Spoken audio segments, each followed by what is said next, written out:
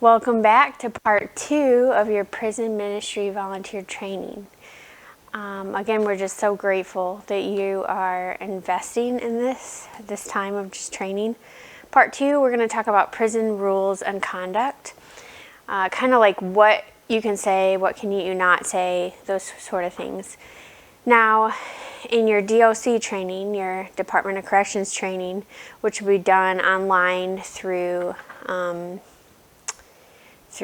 Florida, if you're going to Florida, or if you go to Arkansas and become a badge volunteer, then you'll have training through the DOC there as well.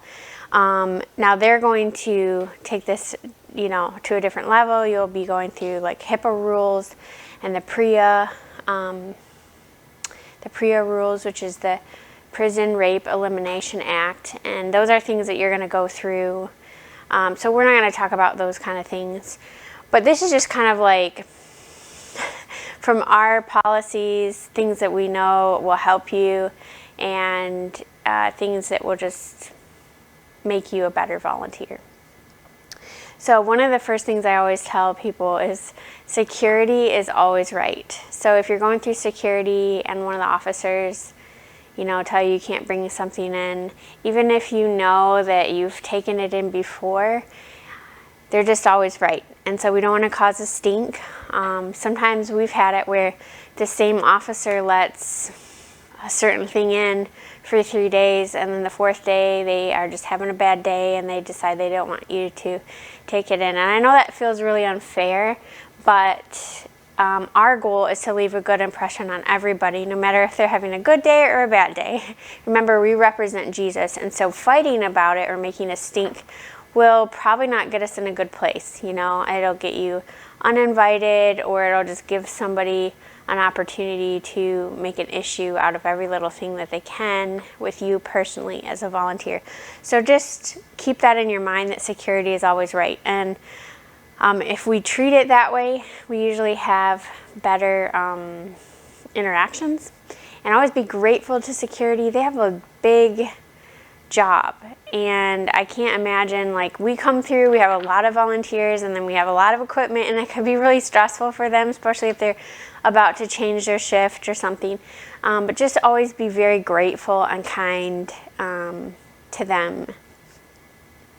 Again, we want to leave a good impression on the staff, whether that's administration, the wardens, the security, the chaplains, volunteers, those kind of things. We just want to always make sure that we're leaving a good first impression. And you're going to have first impressions every day that you're in there.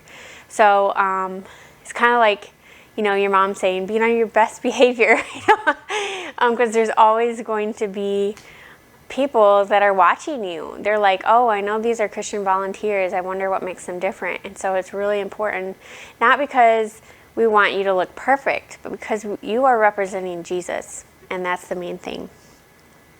One of the things we talk about, and we do as a policy as a team, is we don't sit with our back to inmates. Now, this is technically not a state rule for Florida, but it is a federal rule, and it's just a safety thing. And so again, we're going to stick with the highest standards that we can, just so if you end up eventually going into a federal prison, you don't have to rethink everything that you do. And I know it's hard, again, because we think, we love these people and we don't want them to feel like we're distrusting of them. But the truth is, we're in a prison. And so we have to keep that in mind, as much as we love them, that there are things that we need to just keep safety in the front of our brains here. Okay, so always err on the side of safety. So say you're in a big room or a chapel with inmates, and you wouldn't want to sit with them where there's people behind you, but maybe sit the very back of the room, or sit to the side of the room where you're kind of facing, your back is to the wall, and then you're facing them kind of sideways where you can still see the screen. Something like that would be a little better. And then we always just kind of mill around and talk to people. And so one of the things I've done is just be aware of your surroundings. Be aware if somebody seems like they're always trying to go behind you, And so I've just learned to kind of shift, if I'm talking to some people and then somebody wants to stand right behind me, I just kind of shift where I can see them in my peripheral. And again, this is not because we want to make an issue out of everything, but we just want to be safe. And all it takes is one time for you to be making a bad decision, or just not even a bad decision, but just something slipping your mind. And so you just want to be aware. Be aware, and be aware for the fellow volunteers as well. If you see that happening, just kind of be able to be there and kind of watching each other's back, so to speak. Not that there's ever been an issue. There hasn't. And we really believe strongly that your best security is the inmates. If they see your heart, they see that you love them, they will be 100% the ones that defend you in case of anything happening. You will be wearing a PBA. In most states they have PBAs, which is a personal body alarm. And so in the case of an emergency, and that doesn't even have to be a safety emergency, but maybe someone is having a seizure or something like that, you can push that button for 3 seconds and the security will be there ASAP. So sometimes we have a security officer in the room with us all the time.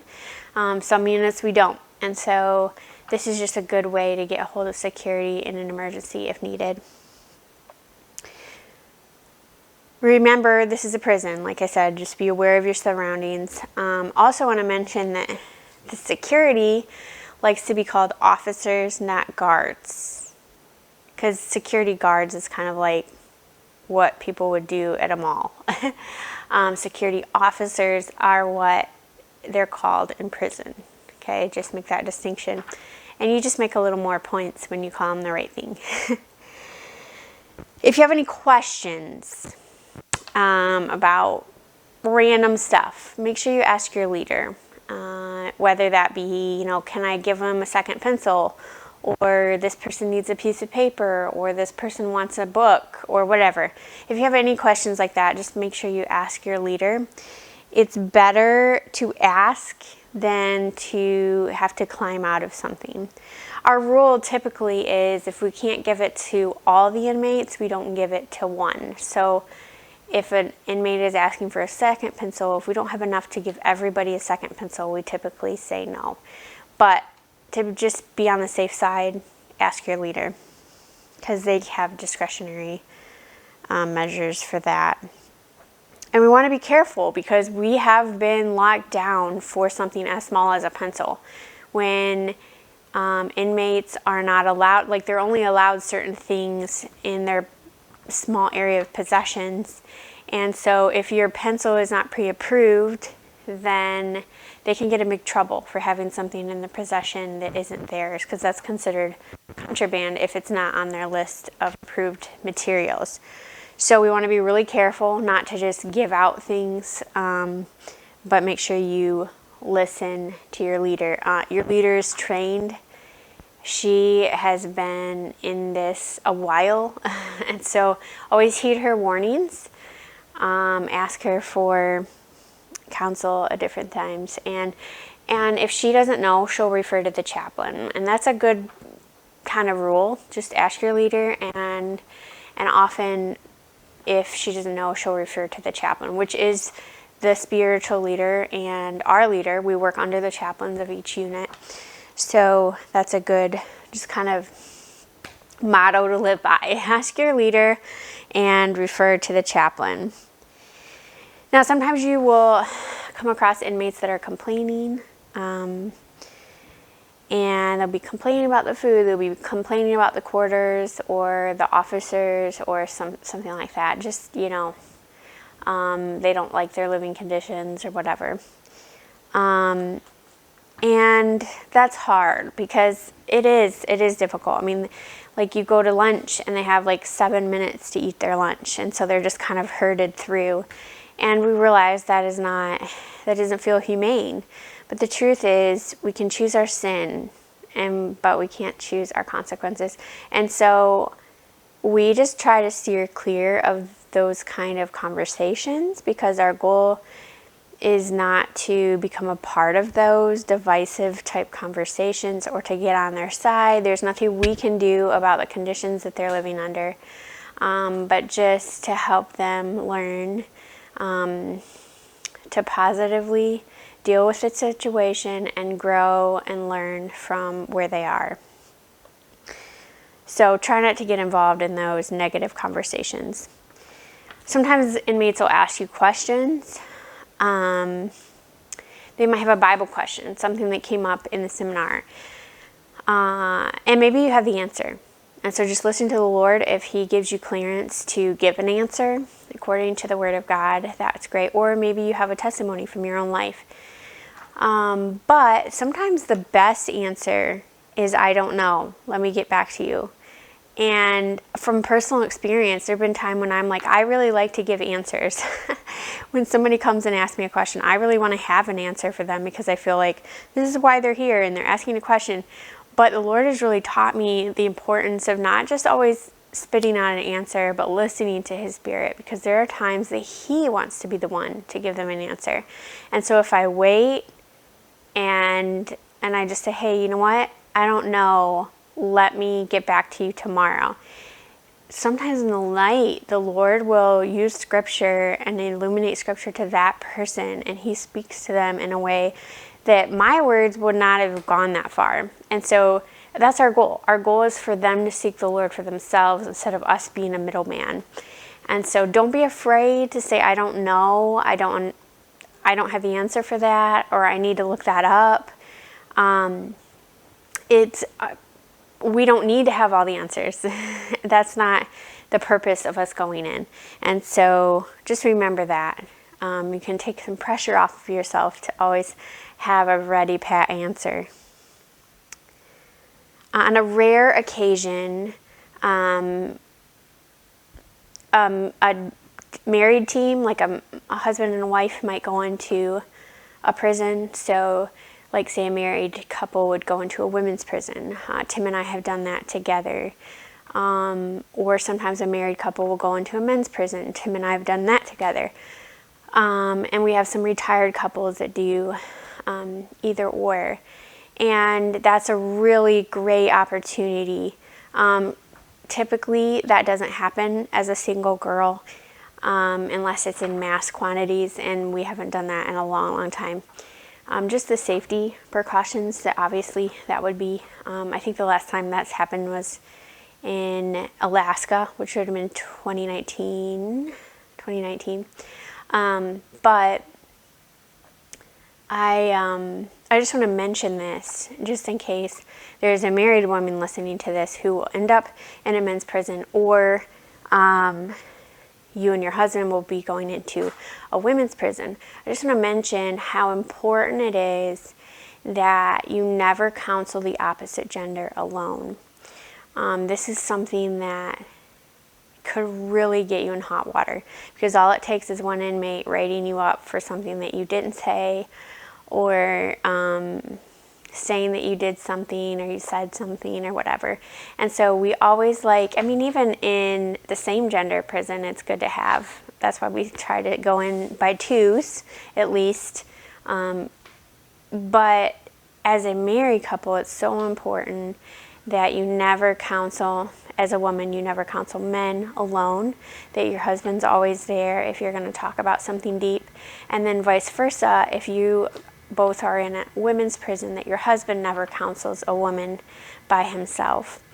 This is just a protection for you. It's a protection for our team. It's a protection for the inmates.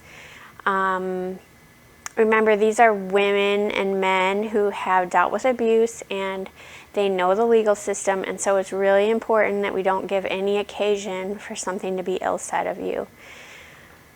There are people that we've had, that are like, hey, I do this all the time on the out, I counsel men or I counsel women, and we understand. There are counselors out there that do the opposite gender, that share truth with the opposite gender. But it's very important in prison that doesn't happen. So what I've seen Chaplain Holyfield do a lot of times is if he comes and visits, like say he comes and visits the women's prison and we're in there, then if he starts to, maybe a woman comes up and is telling her life story, or she's asking about salvation or something like that, he always calls one of us over. And then we're just there. We're just there in the conversation. Sometimes he's still giving the counsel. Sometimes he refers to the woman. But it is so important that as a woman, we are protecting our husbands in that way if they're in a women's prison with us, and then vice versa, if you're in a men's prison with your husband, being careful to be protected and not give occasion for the enemy to get a foothold in and for something to be said that isn't true. So I just want to mention that. Again, that won't affect a lot of you single girls, but I just wanted to mention it if in the future that ever were to happen. Don't be pulled into arguments that aren't our thing. This is, some people just like to debate. And so we just want to stay in our lane. There's some things that just don't apply to what we're talking about. And they can just be divisive. Things like that might divide a denomination, like maybe even it is about your denomination. Maybe inmates will come up and ask, what denomination are you? What church are you from? And we just don't go there. We just tell them, hey, I believe in Jesus. I believe in the Bible. I'm a Bible-believing Christian. Those kind of things. You don't have to give your denomination. In fact, we encourage you not to. Because if you're not of the same denomination that they are, they automatically are like, oh, you're not in my box. And we don't want that to be a divisive thing. We want them to see that there is unity among the believers. Our team is made up of a lot of different denominations, from, conservative, Baptist, all the way to charismatic. And I love that. I love that we can come together and for the common bond of Jesus, and then we're just glorifying. We want to glorify Him. We want to exalt Him. It's not about our denominational tag. So stay in your lane. There are some arguments that go along with those things, like maybe baptism. They're going to ask you, well, I was baptized as a baby or whatever. Speaking in tongues, what denomination you are, divorce. Again, these are all important things. It's not that they're not important. They're just not really in our lane. And so we'll be really careful to deflect those things to their chaplain, because that is their spiritual leader. And he can give them wisdom, and he's more qualified to give them those things. If we go on these divisive paths, it could set us up for being written up for something or whatever, if they get mad at you for something. So we just want to be careful that we're not talking about things that aren't really our responsibility. I know some people, divorce is their story. And so that is, God gives beautiful redemption, and it's important to use our stories. So I'm not saying never talk about divorce, but I'm saying if somebody corners you and they want you to tell them, are they allowed to get divorced or that kind of thing, we're not there to be their counselors for their future life, but just to kind of deflect some of those major things that could be divisive to their chaplain. Stay in your lane. That's important. We try not to give any personal info out. I do give them my name. I'm fine with that. And I give, I say that I'm from Central Arkansas, so I don't give an actual city. I live in a very small city, so the purpose of this is we don't want you to be trackable to them. Not in a scary way, but when they get out, we don't want them showing up to your door because, they're my friend and just showing up to your door. So we want to be careful about that. You can give your name and a general area, or just your state, if you want to just give your state. We do have a P.O. box for writing if they want to write, any of the volunteers or the team.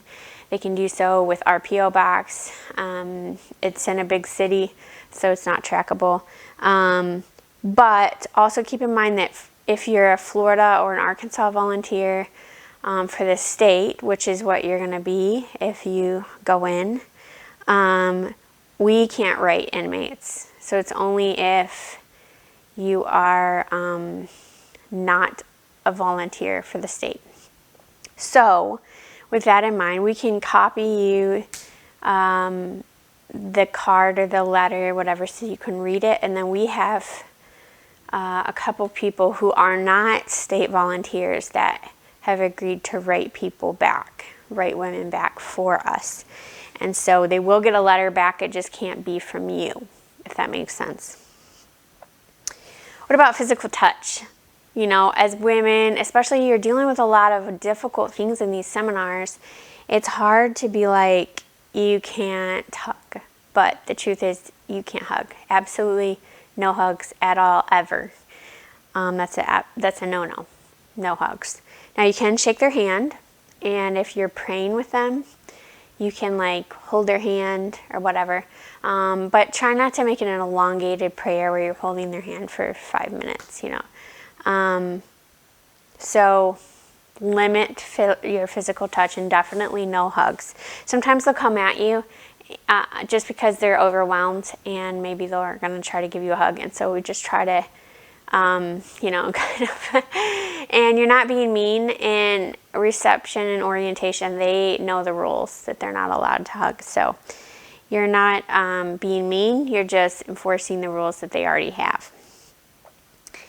Keep your eyes open when you're praying. You can just kind of bow your head, but keep them open just because you need to be aware of your surroundings. Stay on target with your testimonies. If you have something to share that has something to do with a session or something that's awesome, let your leader know. You can share after a testimony or after a session or before a session, and that would be great. But you don't want to get so off track that we're not really doing what we were supposed to do originally. Kind of just like try to tie it in. Inmates sometimes want to talk about unrelated things. You know, when we like ask them to give testimonies at the end of the week or that kind of thing, sometimes they just want to go off and, you know, you give them a microphone and they want to take 10 minutes to preach.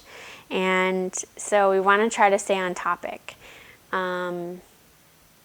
with what we've been given. Don't talk with inmates during sessions. This happens a lot. Like, they'll want to ask a question, and so maybe you're going to the bathroom, and when you come out of the bathroom, they catch you, and they're like, hey, you know, and they want to ask you a question. We always try to do our counseling or our talking in between sessions, because it can be disruptive if you're like trying to talk to them and then they're missing part of the session. So we just try to encourage, you can just say, hey, I would love to talk with you, but can you come to me in the break? And that way you don't miss any of the session. You know, you can just be sweet about it and gracious. But if one or two volunteers are talking in the back of the room with inmates, like counseling or inmate to inmate counseling, it gets distracting, and we want to be careful about that. So work as a team. We want you to learn all the aspects of a seminar, whether that's talking with ladies one-on-one, doing a devotion, putting in DVDs, introducing a session, closing a session, putting up equipment, taking down equipment, handing out pencils, you know, like all of the things. We want you to be able to learn all the aspects of a seminar. That way, in the future, if you need to do a different job than what is maybe your strong suit, you know how to do that. And of course, all of us have certain things that we're going to be stronger at than others, and that's okay. Like, you'll find kind of your niche when it comes to seminars. We do want you to know how to do everything, just in case. And that's the beauty of a team, is that like working together, you're going to learn what your strong points are, and then be able to fit together well with the other team members. One of my favorite stories was in October of 2023. We were doing a seminar at Florida prison. It was a real big prison, and it was our first completely live women's seminar. And so there were like 9 women from like 7 or 8 different states and all different denominations, and we just came together and we did the seminar together. And we had spent a lot of time, we did a video call, we talked to each other on email, then we had a meeting before, so we were trying to bond as well as we could, but just this common denominator of following Jesus together and wanting to exalt him together. And it was like, I think the 3rd day, and one of the inmates came to one of our team members and said, "Y'all go to the same church, don't you?" And she was like, "No, we go to all different types of churches, and we're from all different states, and some of us never met each other until this seminar." And she's like, "Really? Because you guys belong together?" And it kind of brought tears to my eyes, because that is what the body of Christ is supposed to be. We're not supposed to be like so hung up on our differences, but really going towards Jesus with the same goal of like glorifying him and bringing people to him, and showing people what salvation looks like, giving people hope. And so that's what our hope is for all of our teams, is that we could set aside our differences in the week that we're working together and just come together and share Christ. Because as scripture says, one of the ways that we're known as believers is by our love one for another. Not even our love for God, but our love one for another. And we need to be different in that way than what we see in the world. In the world, there's such a cancel culture if you don't believe like I do. And we don't want to be like that. We want to come together as a team and work well. That unity is really, really important. Let's not talk about crimes. Let's not ask what somebody did or why are you in here, those kind of things. And there's a lot of rules that you'll learn with your DOC training, which will be online. There's HIPAA laws, there's PREA laws, there's what you can and can't say, and they even have a dress code and all of those things. So those are things that you will be able to learn as you go along, but it's just a good practice to not ask what people's crimes are. Honestly, it's better if you don't know, because then you don't have that in your back of your mind, especially if the crime is really horrendous. You don't necessarily look at a person and can tell what they do. Sometimes it's like the least expected person has done the most heinous thing, and so we don't want to know. We don't need to know. If they offer you that information on their own, that is their choice. That means they trust you enough to tell you. But definitely don't ask, because that's just, it's prying, and a lot of them don't appreciate that. And then how to entreat volunteers that are outside of our team. So sometimes there will be situations where like you go into a prison and maybe you're going in with a group of other volunteers, and they're not our volunteers, but they're going in for another program. Maybe they teach Celebrate Recovery, or they teach a parenting class, or whatever else. So just make sure that when you meet other volunteers, you are appreciative of what they do. Again, it's not a contest. It's not a contest between our program and someone else's Christian program. Quite honestly, there might be individuals inside the prison that they really need something that Celebrate Recovery offers, and our program doesn't. And that is okay. That's not like, again, it's not a competition. And so just being appreciative. I've had situations where I'm in a prison and it accidentally gets double booked in the chapel, and so like I'm doing a seminar and this other volunteer comes in and they're supposed to be doing their program, and now the chapel's full, and so they came all the way to prison only to find that they have to go back home. And that's really disappointing for them. And so sometimes they can take it out on you. Like, oh, your program was somehow better than mine or whatever. And so one of the ways that I've diffused that on several occasions is just being so appreciative of their, and apologetic, like it's not our fault, but just being like, oh, I'm so sorry. I didn't realize, that this was going to happen, and we're from out of town. Otherwise, I would just, switch up with you, those kind of things. And then asking, hey, what do you do? And then just being appreciative. Oh, that's such a good program, as they're sharing. And so many times that has happened, and by the end of the conversation, the volunteer is like asking me about our program, and they're just more settled in their spirit that it isn't a competition, but that they can come back the next week, and hopefully the inmates have received something from our program that will help them in the other program. So just be very kind and appreciative and gentle to other volunteers, remembering that we all have a common goal. As Christians, we have a common goal to make Christ glorified. And so that's just really important, that we don't make it a competition. So with all that, I think that kind of wraps up this part. And excited to see what God will do when you come to prison with us.